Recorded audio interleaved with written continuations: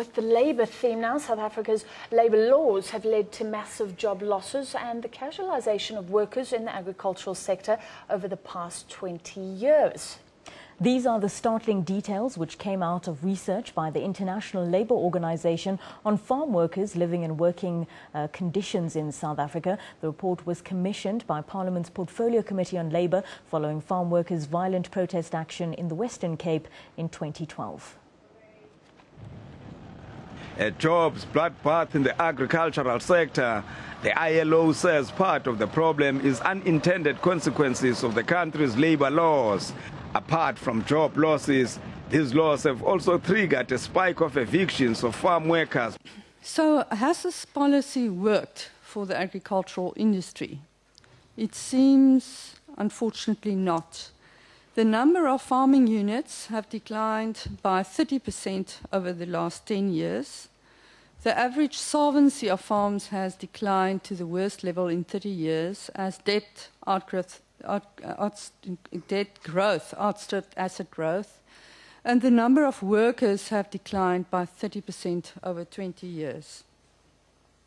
Lawmakers have also been warned about exacerbating the already dire situation by banning labour brokers.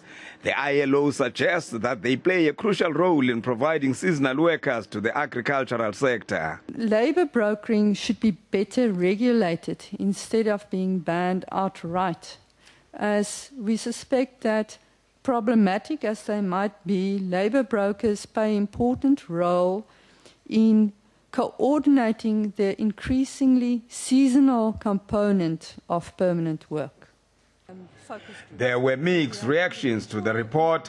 While some suggest it was incomplete, others say it points to government's failure to implement its own policies. The eviction, which the report reflects here, is difficult to know. It's a reflection of failure on policy implementation. We do have a policy on extension of security of tenure, but yet evictions continue to take place.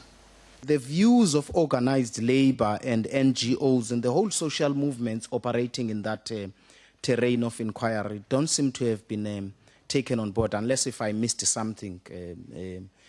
Because organized labor would also have stakeholder approach to the questions at hand, and therefore if you just go to farms, so many farms per province times this, so it was 10 case studies, it then excludes, my colleague talked about apartheid era, it would be like apartheid era when views of stakeholders didn't really bother, you know. Among other wide-ranging recommendations, the report suggests that the government should consider amending the Labour Relations Act so that it protects both unionized and non-unionized workers. Manilisi Tubase, SABC News, Parliament.